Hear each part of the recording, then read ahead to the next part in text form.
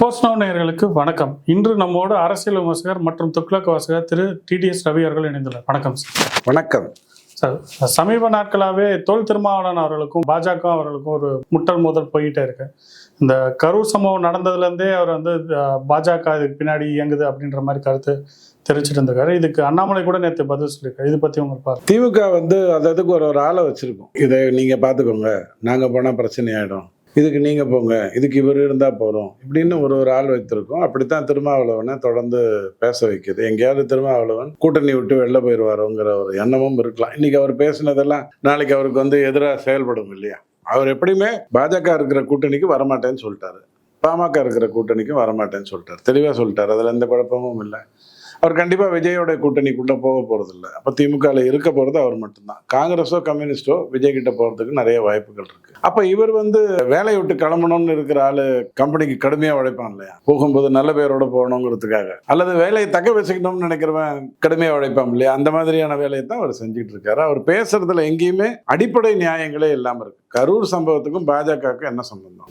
அவரு விஜய் பின் நின்று இயக்குவது சங்க பரிவார அமைப்புகள் பிஜேபி அது விஜய் கிட்டே கேட்டுடலாமே. அவரு ஒரு அப்பாயின்மெண்ட் வாங்கிட்டு விஜய் கிட்ட போய், ஏங்க உங்களை பின்னாடி யாராவது ஏற்கிறாங்களா இல்லை முன்னாடி ஏற்கிறாங்களா? உங்கள் கூட இருக்கிறதெல்லாம் பெரியாரிஸ்ட் தானே, அப்போ எப்படி பாஜக உங்களை இயக்குவாங்க? அண்ணாமலை யாருக்கு தப்பு நடந்தாலும் அவர் பேசக்கூடியவர் தானே. இதுக்கு முன்னாடி ஒரு கல்யாணத்துக்கு போகிறார் விஜய், அப்போ கூட ஒரு நடிகையோட போகிறாருங்கிறத எக்ஸ்போஸ் பண்ணி வெளியில் கொண்டு வரும் பொழுது அண்ணாமலை தானே கேள்வி கேட்டார். நான் சிவிலைசேஷனுக்கு சொல்கிறேன், எப்படி ஒருத்தருடைய பிரைவசிக்குள்ளே வந்தீங்க, அந்த வீடியோக்குள்ளே ஏன் போட்டீங்கன்னு கேட்டார். ஒரு அரசியல் தலைவர் அதுக்குள்ளே கேட்கணுமா? அவசியம் இல்லை. ஆனால் அவர் ஏன் கேட்டாருன்னா, எங்கெங்கெல்லாம் விதிமீறல்கள் இருக்கோ அந்தந்த இடத்துலலாம் அண்ணாமலை வராது. ஸோ திருமாவளவன் ஐயாவுக்கு சந்தேகம் இருந்தால் டைரெக்டாக கேட்டுடலாமே, ஒரு சவால் விட்டால் போகிறோமே. விஜய் அவர்களே, நீங்கள் பிஜேபியோடு இருக்கிறீர்களான்னு கேட்டால் நாளைக்கு பதில் சொல்ல போகிறாங்க. எதுக்கு இந்த சின்ன வேலைகள் அப்படின்னு தான் நான் பார்க்குறேன். ஆனால் தன்னை நிலையுறுத்தி கொள்ளக்கூடிய அவசியம் திருமாவளவன் ஐயாவுக்கு இருக்குது. ஏன்னா விஜய் அரசியலுக்குள்ளே வந்தால் தலித் வாக்குகள் போயிடுங்கிற ஒரு பயம் அவருக்கு இருக்குது. இப்போ நாத்தாக்கா கூட தான் ஏன் விஜயை திட்டுறாங்க, பாஜகவோட போயிடுவாங்க, பாஜகவுடைய பி டீம் விஜய்னு சொல்கிறதுக்காகவா? அந்த மாதிரிலாம் எதுவும் இல்லையே. அவருக்கும் வாக்குகள் பாதிக்க போகுது அப்படிங்கிறதுனால அவங்க திட்டுறாங்க. இல்லை, இப்போ அவர் ஒரு வாகனம் மோதி ஒரு விபத்து ஒன்று ஏற்பட்டிருக்கும், நீங்கள் பார்த்துருப்பீங்க. அதுக்கப்புறம் அவங்க கட்சியினர் அந்த இதில் கூட அவர் பாஜக அதுக்கு பின்னாடி நின்று இயங்குது அப்படின்னு திருமாவளவனும் சொன்னார். நிறைய பேர், திருமுருகன் காந்தி போன்றவர்கள் கூட. அந்த டிராஃபிக் போலீஸ் பிஜேபியா? இல்ல, அப்படி இல்லையா? அந்த பைக்ல வந்தவராது பிஜேபியா? இல்ல அந்த பைக்கை தயாரிச்சவனாவது பிஜேபியா? இங்க சம்பந்தமே இல்லை. அவங்க ஏங்க ஒரு ஒயர் கனெக்ஷன் கொடுக்கணும்னா குறைஞ்சபட்சம் அந்த சுவிட்ச் கிட்டயோ அல்லது அந்த டிரான்ஸ்ஃபார்மர் கிட்டயோ ஒரு ஒயர் போகணுமா இல்லையா? தேவையில்லாம பிஜேபி எதிர்த்து இவரு மதுவிலக்கு கொள்கைக்கு டைரக்டா மத்திய அரசு தான் இதை செய்யணும்னு சொன்னாரு. அவர்கிட்ட நம்ம என்னத்தை பெருசா புரிஞ்சுக்க போறோம்? எனக்கு என்னவோ அவர் தன்னை நிலைநிறுத்திக் கொள்வதற்காக அதை பண்றாருன்னு தான் நான் எடுத்துப்பேன். குறிப்பா நேற்று அண்ணாமலை என்ன சொல்லியிருந்தாருன்னு பார்த்தீங்கன்னா, உங்கள் கட்சியிலேருந்து ஆதார் அர்ஜுனாவை நீங்கள் தான் ஆசீர்வாதம் பண்ணி விஜய் கட்சிக்கு அனுப்பி வச்சுருக்கீங்க, இருந்தும் நீங்கள் எங்களை எப்படி நீங்கள் குறை சொல்லலாம் அப்படின்ற மாதிரி இன்னொரு வரி சேர்த்துருக்கணும். அண்ணாமலை போய் விஜய் கிட்ட சேர்ந்ததுக்கப்புறம் இவர்கிட்ட திருப்பி வந்தார். கேட்டால் ஏதோ கொஞ்சம் பழைய காரணங்களுக்காக வந்தேன், இவர் தான் எங்கள் தலைவர் அப்படின்னு சொன்னார். ஸோ அரசியலில் யாராவது ஒருத்தர் வராங்கன்னா அவங்க பின்னாடி யார் இயக்குறாங்க அப்படிங்கிற கேள்வியை யார் கண்டுபிடிக்கணும்? அரசியலில் இருக்கக்கூடிய மீதி இருக்கிறவங்க தான் கண்டுபிடிக்கணும். கொள்கை எதிரின்ட்டார். அதுக்கப்புறம் அவர்கிட்ட நம்ம என்னத்தை பேச முடியும்? பல பேர் பிஜேபியும் விஜயும் கூட்டணி, இப்போ அதிமுக கூட்டணி பக்கம் வரதுக்கான வாய்ப்புகள் இருக்குன்னு தானே சொல்றாங்க. யார் முடிவு எடுக்க முடியும்? என்டிஏ பொறுத்த வரைக்கும் தமிழகத்தில் முடிவு எடுக்க வேண்டியது எடப்பாடி. அவர் தான் சொல்றாரு, நான் பிள்ளையார் சொல்லி போட்டுட்டேன், இதுக்கப்புறம் திருமணம் சங்கு சக்கரமும் மட்டும்தான் போடணும் அப்படின்னு அவர் தான் சொல்லியிருக்காரு. அண்ணாமலை எங்கிருந்து அதில் வர்றாரு? முடிவெடுக்க வேண்டியது எடப்பாடி ஐயா தான். என்ன முடிவு எடுக்கணும்? நான் 130 சீட்டில் நிற்கிறேன்னு அதிமுக முடிவு பண்ணாதான் பிஜேபியும் பாமகவையும் விஜயையும் உள்ள கொண்டு வர முடியும். முடிவெடுக்க வேண்டியது யாரு? எடப்பாடி பழனிசாமி. அதே மாதிரி விஜய் தான் முடிவெடுக்கணும், நான் 30 சீட்டோட நிறுத்திக்கிறேன், இல்லை 35 சீட்டோட நிறுத்திக்கிறேன், அல்லது 25 சீட்டோட நிறுத்திக்கிறேன் அப்படின்னு அவர் தான் முடிவு. இவங்க 2 பேர் முடிவுக்கு அண்ணாமலை எங்கிருந்து வந்தார்? இல்லை, இந்த இடத்துல தான் திருமாவளவன் அவர்கள் சொல்றது சந்தேகம் எழுக்குது. ஏன்னா ஒரு இக்கட்டான சூழ்நிலை வரும்பொழுது விஜயை ஒரு பக்கம் மிரட்டுற மாதிரி, இல்லாட்டி தனியா நிற்க வேண்டியவர் தான் கூட்டணிகளை கொண்டு வரதுக்கான எல்லா வேலையிலும் ஈடுபடுறாங்களோ. அவர் தனியா நிக்கிறேன்னு தானே சொல்லியிருக்காரு. தான் ஒரு கூட்டணி அமைக்க போறேன்னு தான் சொல்லியிருக்காரு. இப்ப எதை மாத்திட முடியும்? 41 பேரை காவு கொடுத்ததாரு. கண்டிப்பாக தமிழகத்தில் நடந்த ஒரு விஷயம், காவல்துறை சம்மந்தப்பட்டது, கரூரில் இருக்கக்கூடிய மிகப்பெரிய புண்ணியவான்கள் சம்மந்தப்பட்டது, விஜயோடைய நிர்வாகிகள் சம்மந்தப்பட்டது. இதில் அண்ணாமலைக்கு வர்றதுக்கு வேலையே இல்லை. ஆனால் ஒரு கதையை இவருக்கு சொல்ல தொடங்கும் போது 41 பேர் இறந்துட்டு போகிறாங்க, அந்த இடத்துல இவர் ஒரு கதையை சொல்ல வர்றாங்கன்னும் போது அந்த இடத்துல ஒரு அண்ணாமலை வந்து கருத்து சொல்கிறது நியாயம் தானே. பட் அவர்கிட்டயே திருப்பி போய் கேட்டிங்களே, விஜயோட கூட்டணிக்கு வரீங்களான்னா அவர் கொள்கை வேறுங்க என் கொள்கை வேறுங்கன்னு தெளிவாக சொல்லிட்டாரு. இல்லை, அது பொதுவெளியில பேசினாலும் கரூரில் நடந்த சம்பவத்துக்கு எல்லாருமே பார்த்தீங்கன்னா ஆளும் திமுக அரசு தான் வந்து காரணம் காட்டுறதுக்கான எல்லா முயற்சியும் ஈடுபடுறாங்க. ஆளும் திமுக அரசு இல்லை, ஆளும் ஆட்சியை தான் சொல்றாங்க. அங்க திமுக தான் இருக்காங்க. நீங்க கூட இருந்தவங்களாம் கிடையாதா? காங்கிரஸ், கம்யூனிஸ்ட், விசிக எல்லாம் கூட்டணியில் தானே இருக்காங்க. அவங்களாம் அதுக்கு பொறுப்பு கிடையாதா? அரசுங்கிறது வந்து திமுக அரசு. அதனால நீங்க அதை பத்தி பேசுறீங்க. நான் திரும்பவும் சொல்றேன், ஒரு விஷயத்த பேசுறது வந்தா காங்கிரீட்டா தெள்ள தெளிவா அண்ணாமலை எப்படி புள்ளி போட்டு கோலம் போட்டு அழகா எடுத்து காட்டுறாரோ அப்படி பேசணும். சும்மா அந்த போற போக்குல கதைகளை பேசிட்டு போறதுங்கிற மாதிரி இருக்கக்கூடாது. திருமாவளவன் ஐயாவுக்கு இன்னைக்கு சூழ்நிலை சரியில்லை. இதே விஷயத்தை, இந்த கரூர் மேட்டரை அங்க நடக்காமல் ஜனவரி மாதம் ஜனநாயகம் படம் ரிலீஸ் ஆனதுக்கு அப்புறம் பிப்ரவரியில இதே மாதிரி ஒரு சம்பவத்தை ஏற்படுத்தி அல்லது ஏற்படும் போது அதை பயன்படுத்தி அரசோ அல்லது திமுகவோ வேலை செய்திருந்தால் அந்த சூழ்நிலையில் அதிமுகவோ பிஜேபியோ விஜய்க்கு சப்போர்ட் பண்ணி பேசியிருக்க முடியாது. அடுத்த 2 மாசத்துல தேர்தலில் இருக்கும்போது ஆப்போனண்ட்டுக்கு சப்போர்ட் பண்ணி எப்படி பேசுவாங்க? அரசியல்வாதிகள் பேச மாட்டாங்க. அப்போ நான் எப்படி 53 கட்சிகளை கூப்பிடும்போது 48 பேர் போய் உட்கார்ந்தாங்களோ, சர்வ கட்சி கூட்டத்தில் போய் உட்கார்ந்தாங்களோ, அப்படித்தான் உட்கார்ந்துருப்பாங்க யாராக இருந்தாலும். இவங்க தான் அவசரப்பட்டு இல்லை விஜய்க்கு பெரிய கூட்டம் வருது, கண்டிப்பாக திமுகவுடைய ஆதரவு வாக்குகள் விஜய் கிட்ட போயிடும், இதை இப்பவே அடுத்தாகணும்னு சொல்லி தேவையில்லாம ஒரு என்ன சொல்வீங்க, அந்த 6வது மாசமே வயத்தை கழிச்சு குழந்தைய பிரிக்கலாங்கிற கதையை பண்ணாங்க. அது அவங்களுக்கு பூமராங்க ஆயிடுச்சு. அவங்க காத்திருந்திருக்கலாம், ஜனவரியிலேயோ பிப்ரவரியிலேயோ அதை பண்ணியிருந்திருக்கலாம். இன்னைக்கு நான் அதை வந்து சட்டப்பூர்வமான பிரச்சனையை பார்த்து பேசுறேன், ஆட்சியல் சம்பந்தப்பட்ட பிரச்சனையை எடுத்து பேசுறேன். பிப்ரவரியில் நான் அப்படி பேசியிருக்க மாட்டேன். நான் சொல்ல புரியுதுங்களா? இவங்க அவசரப்பட்டதுக்கு நாம என்ன பண்ண முடியும்? இப்போ மத்திய பிரதேசில் தமிழகத்தில் உற்பத்தியான ஒரு மருந்து ஒன்றால 22 பேர் வந்து இறந்திருக்காங்க. இது பற்றி 14 வருடங்களாக இது இயங்கி கொண்டிருக்குன்னு சொல்றாங்க. அப்போ அதிமுகவுக்கும் அதில் ஆட்சி செய்த யாருக்குமே அதில் பங்கு உண்டுங்கிற அடிப்படையில் பேசணும்.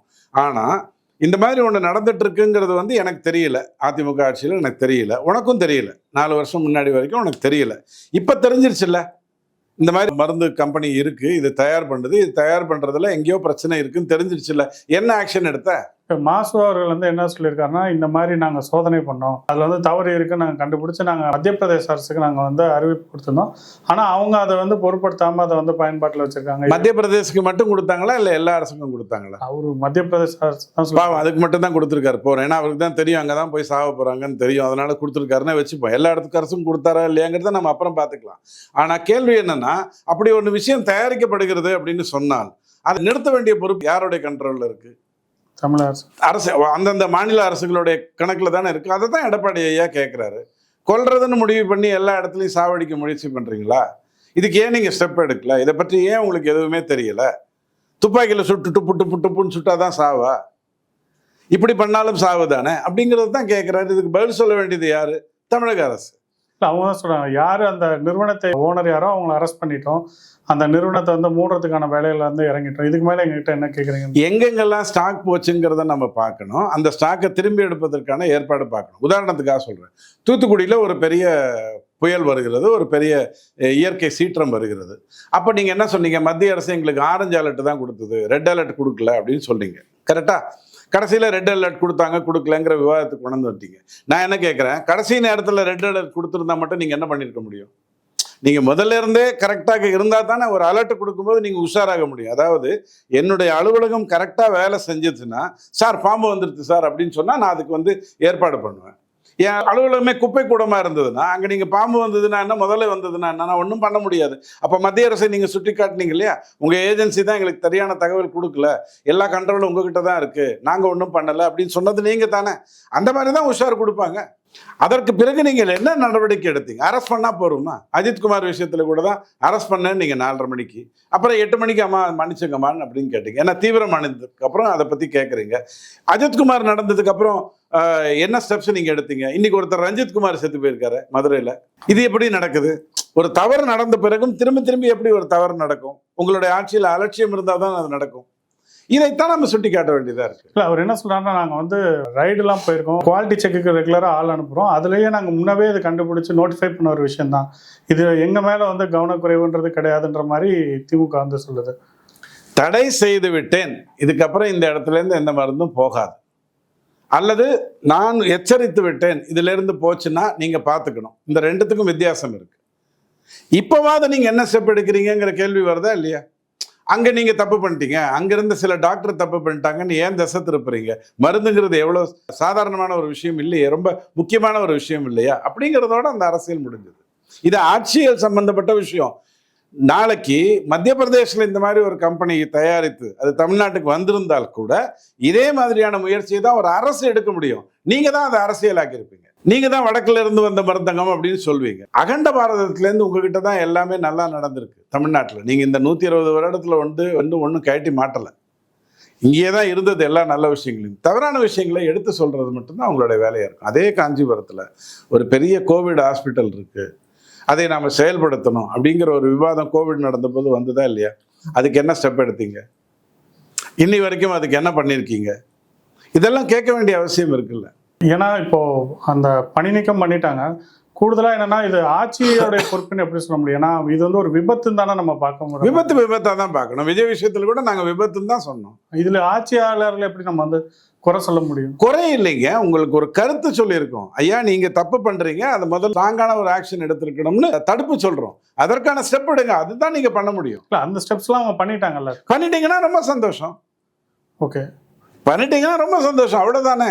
வேற என்ன சொல்ல முடியும்? ஒன்றை எடுத்து காட்டிய பிறகு நீங்க அதை சரி பண்ணிருக்கீங்கன்னா ரொம்ப சந்தோஷம், அவ்வளவுதான். அதோட ஆட்சியல் மேட்டர் முடிஞ்சிருச்சு. இதுல விவாதம் ஒண்ணுமே இல்லையே. அப்படி பார்த்தா அப்ப திமுக ஆட்சின்றது ஒரு நல்ல ஆட்சி அப்படிக்கான ஒரு உதாரணமா தானே வருது. ஐயா, மணிப்பூர்ல 2 பெண்கள் சம்பந்தமா ஒரு வீடியோவை ராகுல் காந்தி எங்க இருந்தோ வாங்கிட்டு வந்து பாராளுமன்றத்தை நிறுத்துறதுக்காக ஒரு வேலையை பண்றாரு. நீங்க சும்மா இருந்தீங்களா? மணிப்பூர்ல கடந்த 10 வருடமாக எத்தனை சாவு நடந்தது, அதற்கு முன்னாடி எத்தனை சாவு நடந்ததுங்கிற டேட்டா உங்களுக்கு தெரியுமா? மணிப்பூர்ல வந்து இப்போ ஒரு முதலமைச்சர் இருந்தார் இல்லையா, அவர் இப்போ நம்ம நீக்கிட்டோம், வந்து பிரசிடென்ட் ரூல் வந்துருச்சு. அவர் எத்தனை வருடங்கள் இருந்தார், அவருடைய காலகட்டத்தில் என்ன நடந்தது, அதுக்கு முன்னாடி காங்கிரஸ் முதலமைச்சர் ஏதாவது தெரியுமா? ஒன்றும் இல்லை. ஒரு கேப் கிடைச்சதுன்னு உடனே டபால் தூக்கி கொண்டு வந்து தமிழ்நாட்டில் இருக்கக்கூடிய கண்ட இடங்கள்ல நீங்க போராட்டம் நடத்தல, அதை பெரிய விஷயமா கொண்டு போகல. அரசியல் இதெல்லாம் சாதாரணம் தானே. அரசியல் இது சாதாரணம் தான். அது வந்து ஒரு இனக்கலவரம் அப்படின்ற இனக்கலவரமே கிடையாது. அதைத்தான் நீங்க புரிஞ்சுக்கணும். மணிப்பூர்ல நடந்தது ஒரு இனக்கலவரம் அல்ல. அந்த 2 அமைப்புக்கும், குக்கிக்கும் மைத்திக்கும் எந்த ஒரு இனக்கலவரமும் நடக்கல. அங்கே இருந்த பிரச்சனையே போதை கலாச்சாரத்தை அடிச்சு நொறுக்கணும்னு மத்திய அரசு இறங்கினதுனால தான் வந்தது. அந்த உண்மையை நான் வந்து இந்த வீடியோ ரிலீஸ் பண்ண அதே நாளில் 2 சேனல்ல நியூஸ் 7 நியூஸ் 18 பேசும்போது நான் சொல்லியிருக்கேன். அந்த நாள் நான் சொல்லியிருக்கேன். அதற்கு பிறகும் கதை விட்டு கொண்டு தான் இருந்தாங்க. இன்னைக்கும் தமிழ்நாட்டில் யார்ட்டையாவது போய் மகாத்மா காந்தியை கொன்ற கோட்ஸே எந்த அமைப்பை சேர்ந்தவர்னு கேட்டு பாருங்க, என்ன சொல்லுவாங்க? இது முட்டாள்தனம் இல்ல?